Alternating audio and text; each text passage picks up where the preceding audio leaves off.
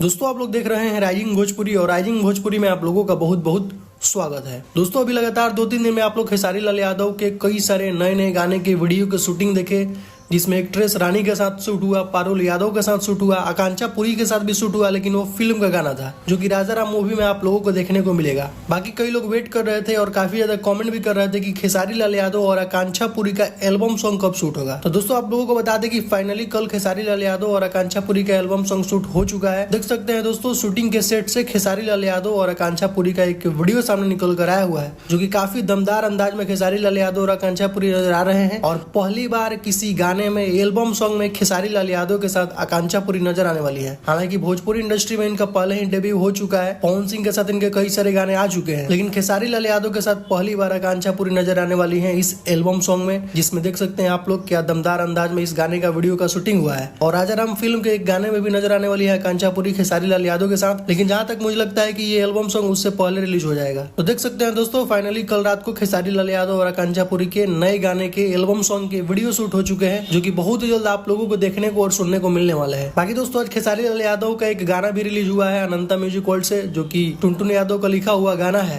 गाने का नाम है टिकुलिया मारे जान। तो जाइए आप लोग उस गाने को सुनिए, वो भी गाना काफी ज्यादा जबरदस्त है। तो ये दोस्तों शूटिंग के वक्त का सेट से खेसारी लाल यादव का वीडियो सामने निकल कर आया हुआ है। बाकी आप लोगों को ये शूटिंग का वीडियो कैसा लगा आप लोग कमेंट बॉक्स में अपना राय दीजिएगा। तो कुछ यही अपडेट है दोस्तों अभी का। तो इस वीडियो में सिर्फ इतना ही, मिलते हैं नेक्स्ट वीडियो में। Thank you so much.